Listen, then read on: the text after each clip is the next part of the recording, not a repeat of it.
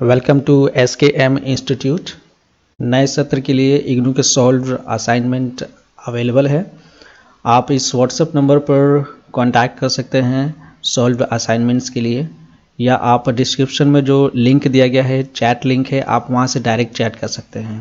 Description में email ID का link भी है। IAS फाउंडेशन प्रोग्राम के तहत जो इग्नू के स्टूडेंट्स हैं, BA विषय से संबंधित जो क्लासेस लिया गया था टीचमेंट ऐप पर, उन क्लासेस को मैं एडिट करके 1 बाय 1 यूट्यूब पर अपलोड कर रहा हूं, ताकि जो अदर स्टूडेंट्स हैं इग्नू के, वे इसका फ़ायदा ले सकें। कुछ स्टूडेंट्स को पता ही नहीं होता कि UPSC IAS PCS क्या है। मुख्य रूप से यह परीक्षा आर्ट्स के विषयों पर आधारित है, इसलिए वे आर्ट्स के विद्यार्थी जिन्हें पढ़कर के कुछ बनना है, मेरा मानना है कि उन्हें स्कूल और कॉलेज के समय में ही इस परीक्षा की तैयारी धीरे धीरे शुरू कर देनी चाहिए, ताकि कुछ समय पश्चात वे इस प्रतिष्ठित परीक्षा में बैठने के योग्य हो पाए। इस परीक्षा के लिए मैंने एक फ्री सेल्फ स्टडी और मेंटरशिप प्रोग्राम लॉन्च किया है। इसके अलावा मेरे 3 पेड कोर्सेस हैं। मेरे ये ऑनलाइन कोर्सेस हैं जिसके रजिस्ट्रेशन ओपन हो चुके हैं नेक्स्ट बैच के लिए। एडमिशन किसी स्टूडेंट्स का कराते हैं तो 20% आपको एज अ रेफरल अमाउंट मिलेगा। अभी तक हमने BHIC 101 के जो ब्लॉक 1 है उसे कंप्लीट कर लिया है, और उसके क्वेश्चन आंसर्स बाकी हैं। जो चैप्टर के जो एंड में और बीच में जो टॉपिक ख़त्म होने के बाद बोध प्रश्न होते हैं, तो केवल बोध प्रश्न बाकी है।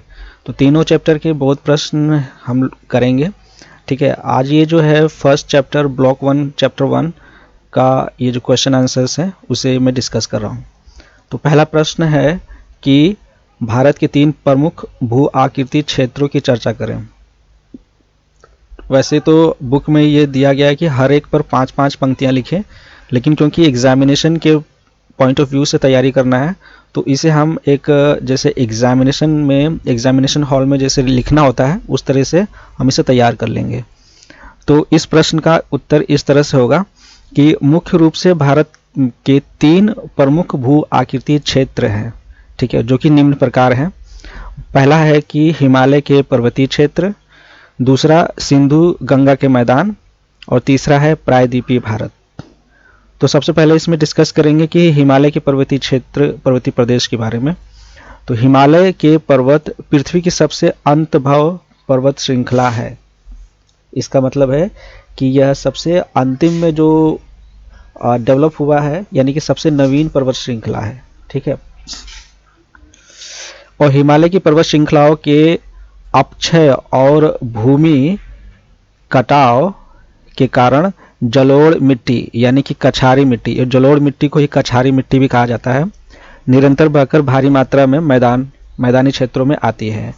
तो बेसिकली यह बोल रहा है कि जो हिमालय क्षेत्र है, तो हिमालय के ऊपर जो है बर्फ ढकी होती है, तो धीरे धीरे वो पूरे साल जो है वहाँ से बर्फ पिघल करके वो नदियों में बहती है। तो इस वजह से पूरे जो ये रीजन है वहाँ से नदियों का बहाव होता है। तो जब नदियाँ बहती हैं तो अपने रास्ते में जो भी मिट्टी होती है, जो पर्वत पहाड़ है, तो वहाँ से कुछ अपक्षय करती हुई बहती है। तो इसका मतलब ये है कि वहाँ से कुछ जो मिट्टियाँ पर्वत से बहाकर नदी द्वारा लाई गई हैं, उन्हीं से क्या होता है, मैदानी इलाकों का निर्माण होता है। ठीक है, तो इसे हम नेक्स्ट में पढ़ेंगे कि जो सिंधु और गंगा के जो मैदान जो है वो इन्हीं अपक्षय के कारण, जो पर्वतीय अपक्षय है उनके कारण बना है। ठीक है, तो ये जलोढ़ मिट्टी और कछारी मिट्टी निरंतर बहकर भारी मात्रा में मैदानी क्षेत्रों में आती है। इसके अलावा हिमालय की बर्फ के पिघलते रहने से सिंधु, गंगा और ब्रह्मपुत्र, इन 3 बड़ी नदियों में निरंतर जल प्रवाह बना रहता है, जैसा कि अभी मैंने बताया। हिमालय पर्वत के 3 प्रमुख भागों में बांटा जा सकता है। ठीक है, जो हिमालय के जो पर्वत हैं उन पर्वतों को 3 प्रमुख भागों में बांटा जा सकता है। पहला है पूर्वी हिमालय, दूसरा पश्चिमी हिमालय, और तीसरा मध्यवर्ती हिमालय। तो पूर्वी, पश्चिमी और मध्यवर्ती हिमालय है। ठीक है। एक्सप्लेनेशन के लिए जो वीडियो सीरीज़ है आप उन्हें देख सकते हैं, उसमें काफ़ी एक्सप्लेन किया गया काफ़ी अच्छे से, तो वहाँ पे मैप वगैरह है तो उसमें देखने से ज़्यादा समझ में आएगा। फिलहाल ये क्वेश्चन आंसर सीरीज़ है तो इसमें इसको ज़्यादा एक्सप्लेन करने से ये जो है टाइम ज़्यादा लगेगा, और ज़्यादातर जो है जो वीडियो में डिस्कस किया गया है क्लासेस में वो दोबारा से उसमें रिपीट होगा। तो नेक्स्ट ये है कि पूर्वी हिमालय पर्वत श्रृंखला ब्रह्मपुत्र के पूर्व में उत्तर दक्षिण दिशा में असम से लेकर दक्षिणी चीन तक फैली हुई है। ठीक है। और जो मध्यवर्ती हिमालय है वो बेसिकली भूटान के चिरताल तक फैली हुई है। कहाँ तक फैली है? भूटान के चिरताल तक फैली हुई है, और तिब्बत के विशाल पठार की सीमा पर स्थित है। और दो पर्वतों के बीच जो रास्ते होते हैं उन्हें दर्रा कहा जाता है। ये इंपॉर्टेंट है कि जो दर्रा किसे कहते हैं? दर्रा दो पर्वतों के बीच के जो रास्ते होते हैं उन्हें दर्रा कहा जाता है। तो महत्वपूर्ण दर्रे में याद रखना कि जो गोमल दर्रा है और बोलन दर्रा, खैबर दर्रा, ये जो है ये महत्वपूर्ण दर्रे हैं। इसके अलावा सिंधु गंगा के मैदान, 3 पार्ट थे ना जो यहाँ पे कि भारत को मुख्य रूप से 3 भू आकृतिक क्षेत्र में बांटा जा सकता है, जो कि निम्न प्रकार है। हिमालय के पर्वतीय प्रदेश, ये पढ़ लिया हमने। अब सिंधु गंगा का मैदान, इसके बारे में पढ़ना है। फिर उसके बाद प्रायद्वीपीय भारत। तो सिंधु गंगा का मैदान जो है बेसिकली सिंधु के मैदान को 2 भागों में बांटा जाता है। एक तो पंजाब रीजन हो गया, दूसरा सिंध। ठीक है। ये सिंध तो कम्प्लीटली पाकिस्तान में है, और ये जो पंजाब है ये आधा है भारत में और आधा, मतलब कुछ भाग इसका भारत में, कुछ भाग पाकिस्तान में है। तो पंजाब जो कि इस समय भारत और पाकिस्तान के बीच विभाजित है, इसका शाब्दिक अर्थ है 5 नदियों की भूमि। यह नदियां हैं रावी, व्यास, चिनाब, झेलम और सतलुज। नदियों की वजह से यह भूमि बहुत ही उपजाऊ है। सिंधु घाटी का निचला क्षेत्र और मिलकर सिंध प्रदेश का निर्माण करते हैं।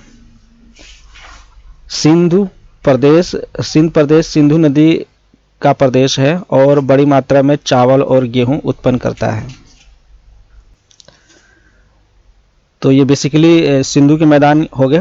और गंगा के मैदानों को भी 3 क्षेत्रों में बांटा जा सकता है। ठीक है। पहला है ऊपरी क्षेत्र, ये यहाँ पर है। पहला ऊपरी क्षेत्र, दूसरा है मध्य क्षेत्र, तीसरा निचला प्रदेश।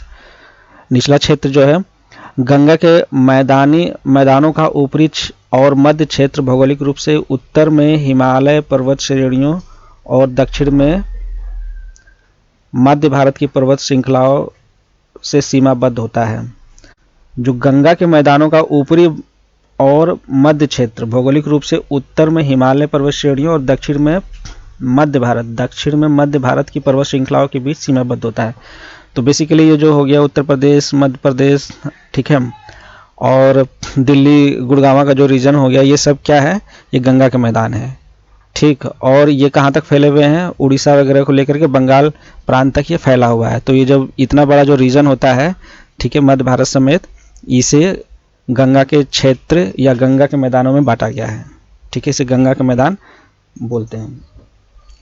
अच्छा, प्रायद्वीपीय भारत जो है, प्रायद्वीपीय भारत की सीमाएं इसको घेरने वाले तटवर्ती मैदानों और दक्कन के पठार से निर्धारित होती हैं।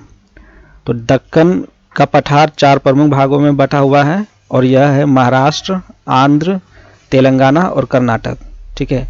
ये जो क्लासेस लिया गया था और ये यूट्यूब पर भी अवेलेबल है, तो उसमें इसको मैप की सहायता से अच्छे से समझाया गया है। ठीक है।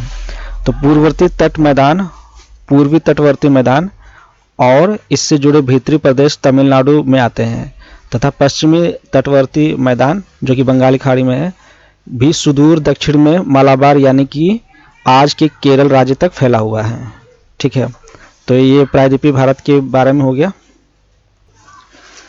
अब ये नेक्स्ट प्रश्न है कि क्षेत्रों की प्रकृति पर एक लेख लिखे। ये एग्जाम के पॉइंट ऑफ व्यू से ये प्रश्न इंपॉर्टेंट नहीं है, लेकिन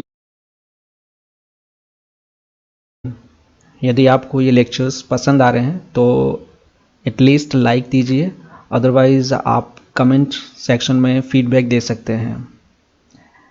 थैंक यू वेरी मच।